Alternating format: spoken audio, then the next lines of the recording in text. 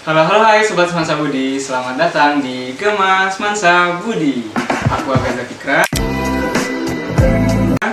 Dan pada episode kali ini kita kedatangan tamu yang sangat keren teman-teman. Tamu kita kali ini adalah seorang mahasiswa Universitas Diponegoro teman-teman, yang merupakan universitas top 10 di Indonesia. Oke, penasaran gak sih teman-teman sama bintang tamu kita kali ini siapa? Bagi teman-teman yang penasaran, pantengin terus Rasa, Ruang Santai Apa Saja.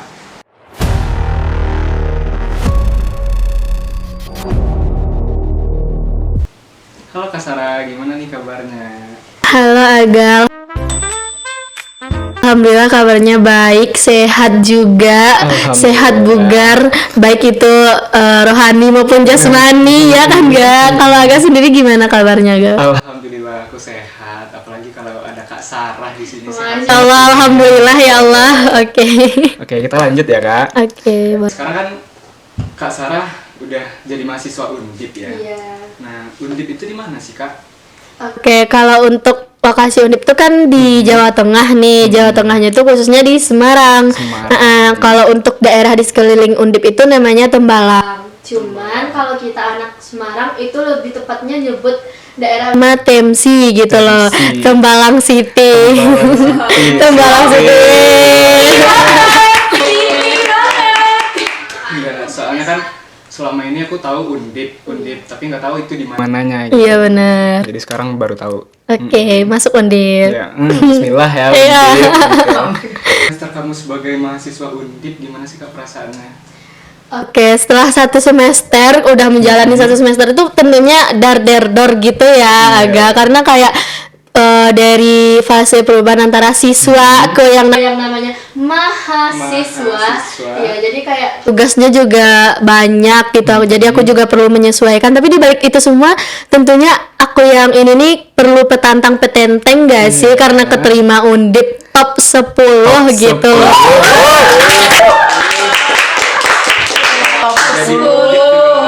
Iya benar kan.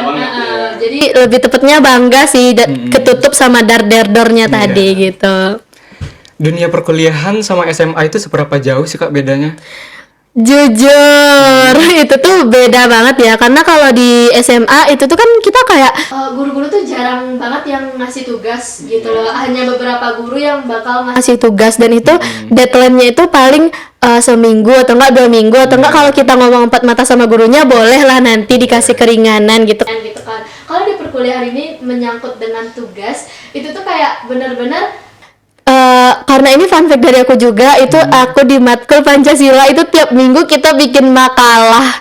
Tiap minggu bikin makalah, bikin PPT dan presentasi di depan kelas, itu benar-benar membuatku pusing.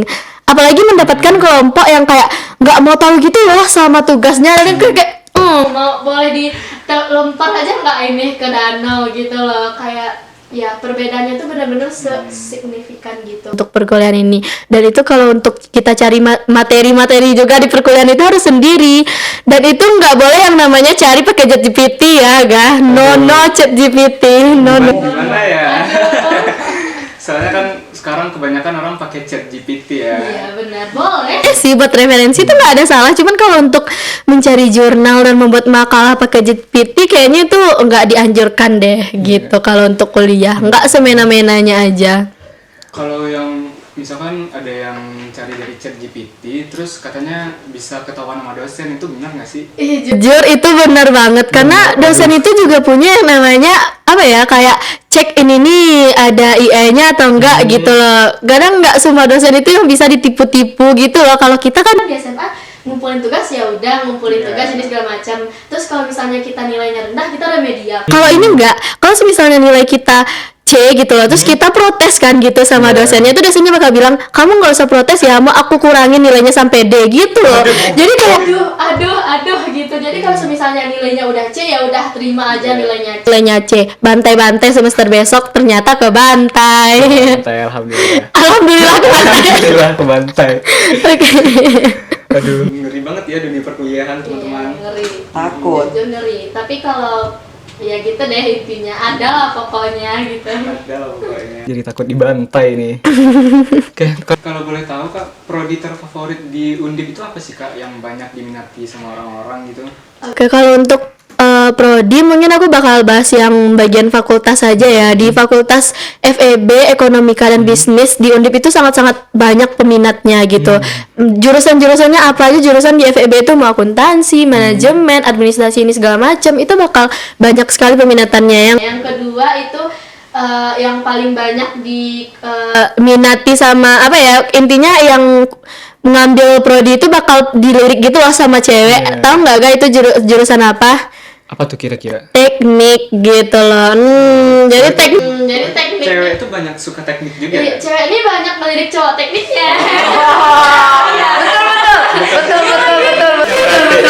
Benar. Karena cewek itu bakal lihat, oh ini anak teknik. Kalau anak teknik tuh keluar auranya kayak aur-auran gitu loh. Cocok nggak sih aku di teknik? Iya. Sebenarnya cocok-cocok aja sih. Cocok aja ya. Oke. Kalau jurusan kamu sendiri apa Kak? Oke, kalau untuk jurusan aku itu namanya kesehatan masyarakat. Kesehatan masyarakat ini juga prodi apa ya, satu prodi juga di Undip ini. Jadi ada namanya itu Fakultas Kesehatan Masyarakat, dengan prodinya ada Kesehatan Masyarakat dan juga K3 gitu. K3 sekarang dari kesehatan masyarakat itu udah pisah ya Kak? Iya benar. Jadi di Undip tuh prodi baru ya itu tuh termasuk di FKM, karena biasanya kan K3 ini termasuk peminatan ya di kesehatan masyarakat, tapi sekarang dia udah jadi prodi sendiri. K3 tuh juga kayak gimana ya, 11-12 gitu lah sama teknik, ganteng-ganteng gitu ya. Emang cowok juga karena dia kan kerjanya nanti bakal di kayak tempat pertambangan gitu kan ya, karena dia keselamatan kerja gitu. Tapi dua jurusan ini juga banyak peminatnya sih, karena kalaupun gimana ya, kalaupun nggak ada peminatnya tetap aja menjadi bintang. Oke. Jadi kan Kesmas ya, kesehatan masyarakat. Bisa nggak sih Kak dijelaskan lebih sedikit rinci tentang Kesmas itu? Oke. Kalau dari Aga sendiri bakal mikir Kesmas kerjanya di puskesmas. Enggak. Dari namanya kan Kesmas gitu ya. Awalnya aku dulu juga mikir gitu. Sempat aku bilang kayak, Kesmas apaan sih bakal di puskesmas, terus datang-datang ke sekolah ngasih PTD lagi kayak gitu kan. Tapi ternyata enggak. Di Kesmas ini tuh lebih rincinya, lebih tepatnya tuh kita bakal kerja di Dinas Kesehatan, di Kementerian Kesehatan juga. Dan Kesmas tuh ada yang namanya 8 peminatan. Kalau kemarin ini kan 9 sama K3, karena K3 udah misah jadinya 8 peminatan. 8 peminatannya tuh yang pertama tuh ada administrasi kebijakan kesehatan. Nah, di AKK inilah nanti prospek kerjanya tuh bakal ke Dinas Kesehatan, karena dia ngurus bagian administrasi kan, terus juga buat kebijakan BPJS itu perginya nanti ke AKK ini. Segala kebijakan kesehatan yang berlaku di Indonesia itu mereka bakal dari AKK ini terlebih dahulu. Habis itu ada yang kedua nih Kesling nih, kalau Aga misalnya mau apa ya, hobinya tuh ke lapangan gitu loh langsung. Kesel ini bukan kesehatan keliling ya, enggak. Iya, kesehatan lingkungan. Jadi kesehatan lingkungan ini lebih tepatnya misal kayak air sungai ini lagi keruh nih, nah gitu. Jadi nanti mereka yang bakal neliti apa aja penyakit yang ada di sana gitu-gitulah kalau kesehatan lingkungan. Terus yang ketiga juga ada Promkes. Promosi kesehatan inilah baru yang kerjaannya tuh kayak orang-orang puskesmas yang bakal promosi kesehatan, yang bakal promosi tentang pencegahannya itu gimana aja gitu kan. Itu udah berapa tadi? Oke, yang selanjutnya aja. Oke. Yang selanjutnya itu ada namanya epidemiologi. Jadi epid ini tuh lebih ke kayak di labor gitu loh kerjanya di labor, meneliti gitulah intinya. Kalau anak epid ini bakal di labor aja kerjanya gitu. Emang khusus di labor aja. Habis itu ada gizi juga. Gizi kesehatan masyarakat. Jadi kalaupun nggak dapat gizi di jurusan yang satu aja gizi, itu di Kesmas juga menyediakan namanya gizi kesehatan masyarakat gitu. Gizi ini kalau untuk prospek kerja itu kan sekarang udah ada MBG gitu betul. Kan ya Nah, jadi dia bisa nih nanti jadi ahli gizi di MBG itu kalau untuk gizi ini sendiri. Habis itu selanjutnya juga ada ini tentang sensus penduduk gitu loh, nama peminatannya. Jadi kayak nanti tuh bakal mensurvei penduduk. Kan 2035 dikabarkan ada bonus demografi. Nah itu tuh sensus penduduk inilah nanti yang bakal meneliti benar nggak bakal tercapai bonus demografi itu di 35 gitu agak kalau dari aku. Berarti banyak juga ya. Iya banyak. Jadi stop berpikiran kalau Kesmas kerjanya bakal di puskesmas ya. Enggak lah ya. Kalau dari namanya kan gitu ya. Oke. Enggak ya, stop berpikiran kayak gitu. Berarti di Kesmas ini jurusan-jurusan yang kayak K3, Gizi itu kan ada yang berdiri sendiri juga ya. Nah berarti di Kesmas itu juga dipelajari dong berarti semuanya. Benar, jadi di Kesmas tuh dipelajari semisal kalau ngambil prodi K3 itu juga bakal ada belajar yang namanya kesehatan masyarakatnya. Tapi kalau kita kesehatan masyarakat juga bakal ada belajar sedikit-sedikit tentang K3-nya gitu loh. Kalau umpamanya di perkuliahan itu kalau kesehatan masyarakat bakal 4 SKS, K3 bakal 1 SKS gitu loh. Jadi intinya tetap belajar juga, tetap praktek juga. Jadi belajarnya nggak secara full gitu ya Kak? Enggak secara full. Jadi kayak kalau paling yang full itu tergantung prodinya ya. Kalau misalnya kita di K3 ya udah berarti kita full 4 SKS itu bakal praktek tentang K3 dan juga pelajaran matkul K3 ini. Oke, itu stres nggak sih sama tugas-tugas kuliahmu? Bukan pernah lagi, bukan pernah lagi, selalu stres. Selalu stres.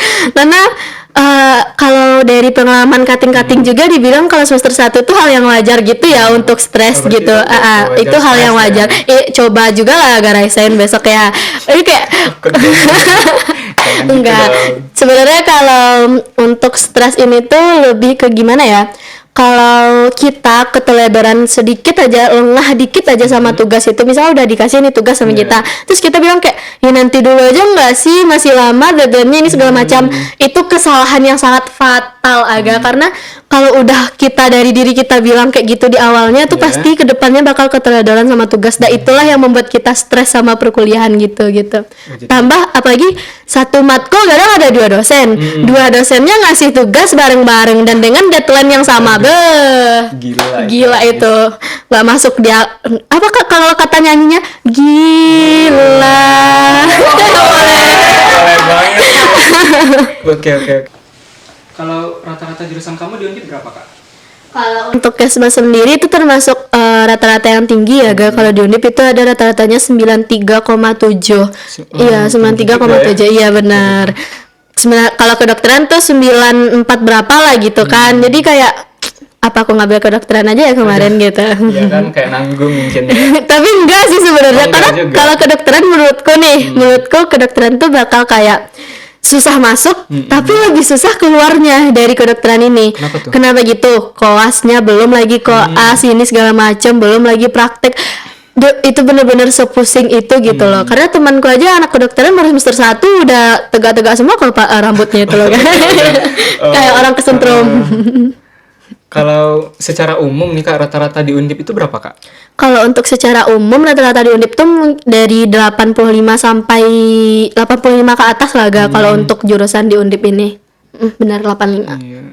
Bisa nggak ya nilaiku dibawa ke sana? Bisa. Takut banget. Amin ya Allah. Bisa jadi temanku nanti di Undip. Bisa ya. Keliling-keliling kita nanti. Trip Solo Jogja. Boleh. Atur. Sarah, selama 1 semester ini kamu pernah stres nggak sih sama tugas-tugas kuliahnya? Pernah lagi sih agak, jadi kayak lebih banyak stresnya gitu loh. Iya, emang lebih banyak stresnya karena kalau tugasnya itu kan kita dari peralihan gitu kan ya, dari SMA ke siswa ke mahasiswa namanya. Jadi kayak tugasnya tuh emang benar-benar semenumpuk itu, dan apalagi satu matkul itu kadang ada 2 dosen dan 2 dosen itu sama-sama ngasih tugas dengan deadline yang sama. Jadi kayak langsung mikir ya Allah gitu loh. Jadi sepanjang astagfirullah lebih banyak ngucapnya gitu kan. Tapi tergantung lagi kembali ke kita. Kalau misalnya tadi manajemen kitanya juga kuat, manajemen waktu kita juga kuat, itu kita bisa ngehandle semuanya karena itu belum seberat semester akhir ya. Nanti kedengaran sama anak semester akhir dibilang baru juga semester awal dibilang gitu kan. Tapi kembali lagi tadi kan aku juga baru penyesuaian gitu kan. Tapi lebih banyak stres sih. Ya namanya juga seorang mahasiswa. Ya soalnya kan aku juga pernah searching nih Kak, di TikTok juga pernah, di medsos lah tentang kesehatan masyarakat ini. Nah, kalau aku baca di sana komentar orang-orang emang Kesmas tuh sesusah itu katanya. Berarti itu emang benar ya? Iya benar. Kalau Kesmas nih emang sesusah itu tapi belum sesusah kedokteran gitu Belum loh. sesusah kedokteran, tapi Belum, susah. tapi Nah, susah. tapi- Cukup kalau misalnya dari level gitu kan ya, kedokterannya di sini, kesmasnya di sini lah gitu. Gitu ya. Oke. Kamu kan udah lewat 1 semester ya. Gimana sih Kak hasilnya selama 1 semester berjalan ini? Boleh spill dong IPK-nya berapa? Oh ini nggak boleh jawab ada lah pokoknya Oh, gitu. nggak boleh dong, jangan ada lah Oke, pokoknya. kalau untuk 1 semester tentunya kemarin di 1 semester itu ada UTS sama UAS.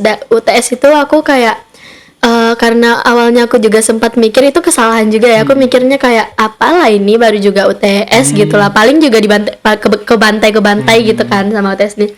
Ternyata benar aku dibantai sama UTS, dibantai sama UTS dan itu nilaiku kayak nggak masuk gitu loh untuk aku gitu, nggak sesuai sama yang aku inginin gitu. Nah di UAS lah aku mau balas semuanya ini segala macem, dan alhamdulillahnya di semester 1 tuh aku mendapatkan IP 3,8 gitu. Itu selama menjalani UTS ya? UTS dan juga UAS. UAS ya, UAS itu kamu mengamalkan apa sih Kak? Kok bisa gitu? Jadi tentunya yang aku bilang kayak aku tipikal orang yang belajar tuh nggak bisa tok belajar langsung kayak gitu aja loh. Jadi selama belajar pun juga kan kalau itu materi dari dosen kita dikasih separuh-separuh gitu kan. Selebihnya kita cari. Nah disitulah aku mengambil start buat cari-cari dulu materinya sebelum memulai pelajaran. Terus selama UAS juga aku nggak sistem kayak SKS, sistem kebut semalam gitu ngafalnya kan enggak, karena kalau UAS ini bener-bener seminggu sebelum UAS tuh kita udah mempersiapkan apa aja kira-kira nanti yang bakal masuk, karena di perkuliahan tuh nggak ada yang namanya kisi-kisi ya, nggak ada kisi-kisi, nggak ada kisi-kisi, beda sekali. Jadi ini bener-bener nggak ada yang namanya kisi-kisi. Jadi kita tuh apa PPT yang udah dikasihin sama dosen itu yang harus kita ulang-ulang kembali, kita searching lagi, kita ulang lagi lah nontonnya di YouTube ini segala macem gitu kan. Terus yang tips dari aku juga berusaha untuk jangan terlalu pusing sama pelajaran, tapi juga peduliin diri kamu gitu loh. Jadi aku juga me time aku tuh kayak gimana ya, karena di Undip tuh juga ada kayak tempat joggingnya juga, jogging track gitu loh, namanya fasilitasnya emang wow gitu loh, top gitu kan. Jadi di sanalah aku coba buat jalan-jalan sore, jogging ini segala macam. Terus yang paling penting tuh nongkrong. Nah, jadi itu emang benar-benar simulasi juga, bukan simulasi, imunisasi buat aku juga, biar nanti tuh pas UASnya aku juga lebih fokus, dan juga intinya jangan kecapean aja deh kalau mau jalanin UAS itu gitu. Pernah nangis nggak sih kamu selama belajar persiapan UAS? Oh my god, itu tuh kayak mungkin di satu-satu matkul yang benar-benar susah gitu ya, kayak biomedik gitu kan. Biomedik nih tuh bukan bisa dibilang kayak anatomi tapi nggak anatomi gitu loh. Jadi emang benar-benar mempelajari struktur manusia gitu. Tapi aku selama biomedik ini pelajarannya kayak ya Allah ini biomedik apa dah. Padahal dulu di SMA aku suka sekali ya sama biologi, tapi pas di perkuliahan aku ketemu sama biomedik aku langsung kenapa aku dulu suka sama biologi ini gitu loh. Ternyata nggak sama ya? Ternyata nggak sama. Itu yang paling susah sih menurut aku kalau di matkul yang aku jalani selama semester 1. Jadi aku benar-benar persiapannya kayak apapun itu aku ulang-ulang lagi searchingnya. Intinya belajar lebih awal, jangan nerapin SKS sistem kebut semalam itu no ya. Nggak boleh kayak gitu. Malahan di SMA nggak ada belajar. Di SMA mah lempar kertas nomor 1 berapa ya? Tinggal bikin nomornya aja, jawabannya ada. Bener. Oke. Sekarang aku mau flashback nih Kak, tentang transisi kakak mau pindah ke mahasiswa gitu. Iya benar. Sebelumnya kamu masuk Undip itu jalur apa sih? Aku masuk Undip itu jalur SNBP gitu kan, dan alhamdulillahnya nggak ketemu sama soal-soal UTBK itu ya. Alhamdulillah. Alhamdulillah iya. Kamu masuk Undip berapa sih? Kalau untuk ngambil jurusan Kesmas. Kesmas itu termasuk jurusan yang tinggi juga ya untuk passing grade dan rata-ratanya kalau di Undip. Jadi kemarin ini rata-rata aku tuh kalau nggak salah di 9 berapa ya, 94-an deh kalau aku nggak salah. 94 ya. Karena alhamdulillahnya kemarin ini aku juga eligible pertama di SMA 1 Bukit Seni. Iya. Keren banget. Boleh sombong nggak? Boleh. Oke, kalau nggak sih strategi yang menurut Kak Sarah itu berkemungkinan besar untuk lulus di jalur SNBP? Oke, kalau dari strategi dari aku mungkin aku mau mulai dulu dari teman-teman kita yang kelas 10 gitu kan ya. Karena itu baru siswa-siswa awal. Kalau dari aku kelas 10 tuh aku benar-benar ambis gitu loh. Aku nggak peduli kalau orang pun bilang ambis banget nih ini orang, ambis banget nih orang, peduli banget nih orang sama nilai gitu. Aku nggak peduli sama orang yang ngomong kayak gitu. Intinya nilaiku tuh benar-benar harus tinggi gitu loh. Benar-benar harus tinggi dan benar-benar harus maksimal gitu kan. Kalau dari kelas 10 itu aku selalu kayak apapun itu kuis ini segala macam, UH juga kan namanya kalau di SMA itu aku selalu belajar selalu untuk bahas-bahas soal lagi dan tanya juga sama ibunya kayak apa kisi-kisi. Intinya dari kelas 10 sampai kelas 11 tuh benar-benar nilainya tuh harus naik gitu loh, naik kurva nilainya tuh nggak ada yang turun. Kalau itu tips dari aku kelas 10 gitu. Kalau untuk kelas 12 yang udah terlanjur malas-malasan gitu kan, kalau dari aku coba lagi untuk survei tentang apa minat kamu nanti di perkuliahan gitu kan. Kalau misalnya ngambil peminatannya A, berarti untuk ngambil jurusannya juga harus sesuai sama peminatannya. Karena kalau SNPP itu kan benar-benar peminatannya itu jurusannya juga harus sesuai sama peminatannya. Jangan nanti nggak ada ngambil fisika tapi tiba-tiba ngambil teknik gitu kan. Nggak bisa dong, nggak bisa dong. Terus kalau apa ya lagi tuh untuk bikin list jurusan gitu loh. Kalau dari aku awalnya kayak aku kan pengennya kedokteran nih. Iya, pengennya kedokteran. Cuman karena awalnya aku mikir kedokteran ini susah masuknya tapi lebih susah keluarnya, belum lagi koas ini segala macem. Terus aku langsung mikir apa ya jurusan yang kayak lebih menjurus gitu sama kedokteran ini. Adalah namanya keperawatan, kebidanan dan seterusnya, ada fisioterapi juga. Sampai yang paling bawah aku list kesehatan masyarakat gitu. Nah, kesehatan masyarakat nih aku tertarik karena gimana ya, dia tuh nggak langsung satu gitu sama pasien gitu kan. Jadi dia lebih ke pencegahannya. Jadi nanti kalau kita yang mencegah, kalau memang sakit barulah ke dokter gitu kan. Makanya aku tentuin lah list jurusan aku dulu, terus aku coret-coret mana yang cocok. Akhirnya aku ngambil kesehatan masyarakat ini. Habis kita ngambil jurusan yang udah pasti sama minat kita, langsung lah kita lihat berapa passing grade-nya di univ-univ yang kita mau. Kalau dari aku sendiri, usahakan itu ngeliat passing grade-nya itu yang lebih kayak peminatnya tuh lebih sedikit di univ itu gitu loh. Mungkin itu sih kalau tips dari aku, kayak searching lagi lah tentang jurusan-jurusan yang mau diambil gitu. Oke Kak Sarah, selama 1 semester ini kamu udah ada mengikuti beberapa organisasi belum sih Kak? Oke. Jadi kalau misalnya di Undip tuh untuk semester 1 tuh belum wajib gitu ya mengikuti organisasi. Jadi kemarinnya aku sempat ngikutin volunteer aja karena ada juga kayak nanti tuh bakal buka volunteer gitu loh di itu tuh misal nih mau masuk organisasi itu tapi nggak keterima, itu organisasinya nanti setiap kegiatan itu akan bikin yang namanya volunteer gitu.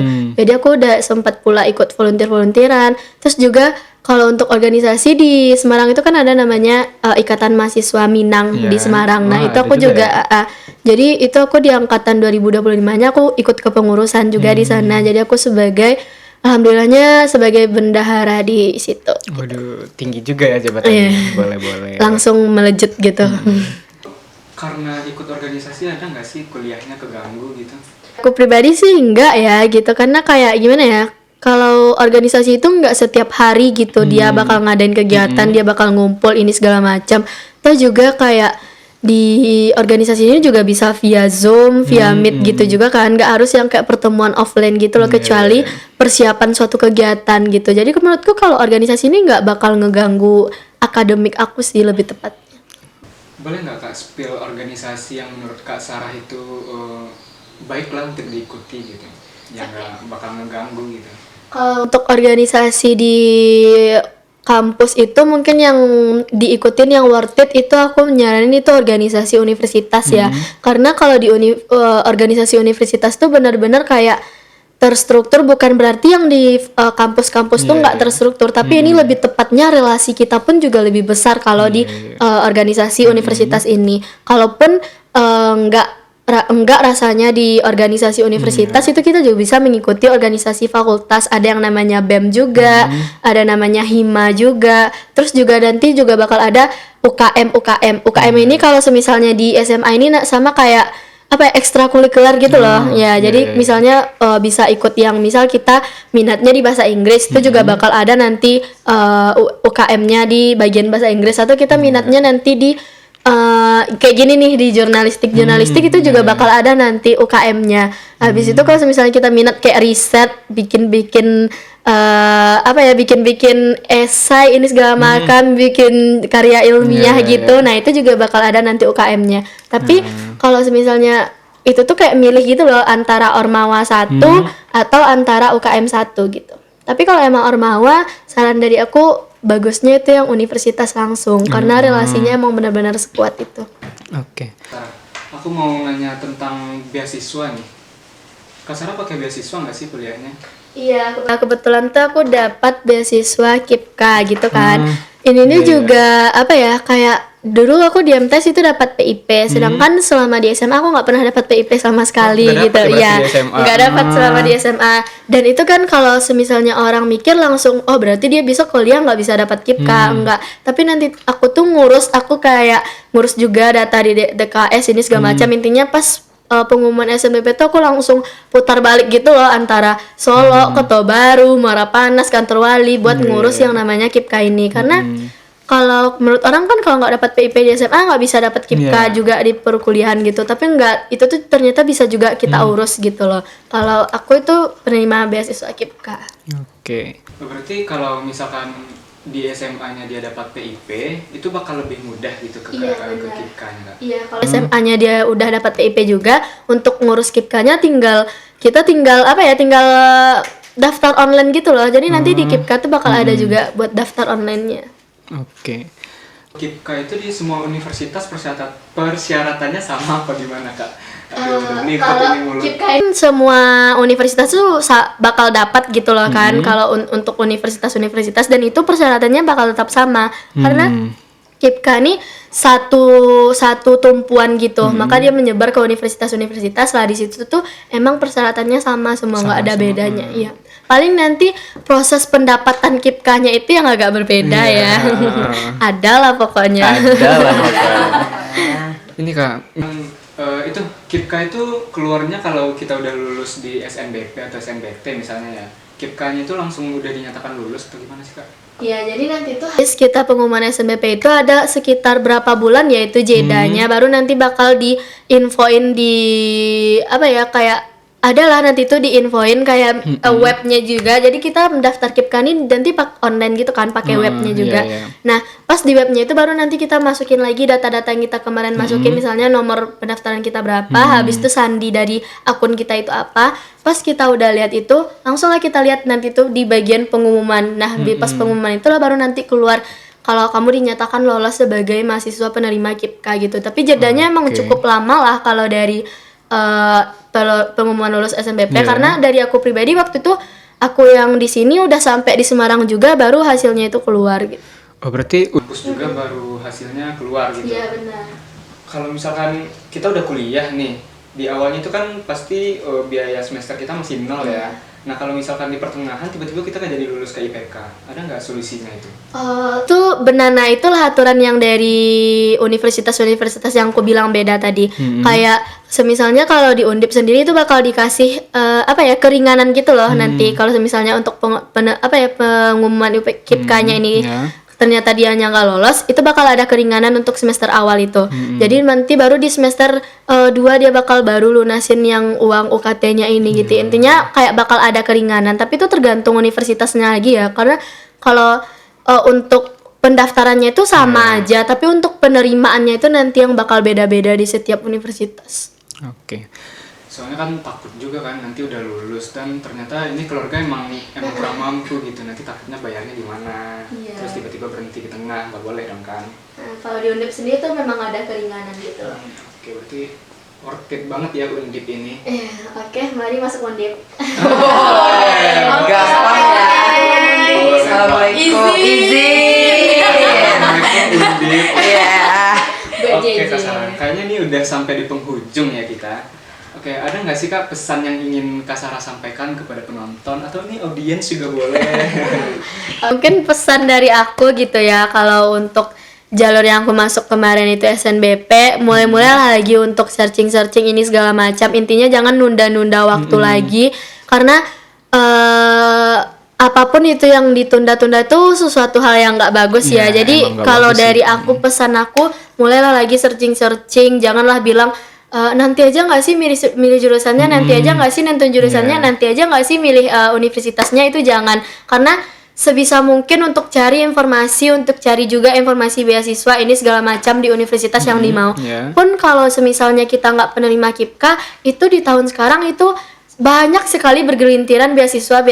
Nah, dari situlah kita mulai mencari, karena semua itu bakal terjalan mulai dari tekad kita sendiri gitu. Kalau emang tekad dari kita kuat untuk mau mencari informasi, pasti informasinya bakal datang ke kita. Gitu sih kalau pesan dari aku. Dan untuk adik-adik yang sekarang masih baru kelas 10, kelas 11, saran dari aku tuh tingkatkan nilai juga, jangan anggap remeh aja nilainya, karena nilai itu emang penting juga, dan juga pengalaman organisasi juga, karena kita bakal dilihat di kampus itu berdasarkan nanti gimana pengalaman organisasi kita gitu. Jadi pengalaman organisasi dan juga nilai itu hal-hal yang sangat penting dan wajib untuk diimbangi gitu kalau dari Organisasi di SMA itu juga penting berarti ya. Penting karena nanti tuh kalaupun kita ngikut organisasi di perkuliahan, pasti kita juga dilihat gimana pengalaman kita di selama SMA kan. Iya benar. Iya betul. Ada nggak sih yang Kak Sarah harapkan dari para pendengar yang apa yang akan mereka lakukan gitu? Ada nggak yang Kak Sarah harapkan? Oke, mungkin harapan aku ya buat para pendengar, adik-adik semasa Budi juga, itu tuh harapannya yang kelas 12 nanti semoga keterima di PTN impiannya. Amin paling serius ini ya, semoga nanti itu keterima pula di PTN-nya. Terus kalau semisalnya emang nggak terima, jangan terlalu berlarut-larut di SNBP ini, karena bakal ada yang namanya jalur UTBK gitu. Jadi jalur UTBK lah nanti harapan teman-teman buat bisa lintas jurusan. Intinya kalau dari pengalaman teman aku, jangan pernah berlarut-larut. Kalau emang nggak lolos SNBP itu jangan pernah berlarut-larut gitu.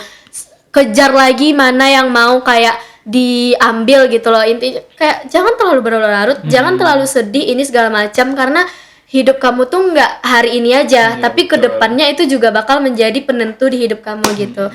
Dan harapan lainnya, semoga dari penjelasan aku juga masuk ini segala macam. Terus teman-teman juga kalau misalnya masih kepo dan masih belum kesampaian apa yang aku sampai, itu juga boleh langsung nanya ke aku, DM aja IG aku, atau boleh minta WA aku sama siapapun, sama Aga juga boleh gitu kan.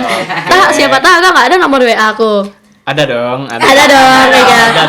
Benar ya, harapannya gitu deh. Intinya doa paling keras lah untuk anak kelas 12, semoga terima di PTN impiannya. Amin.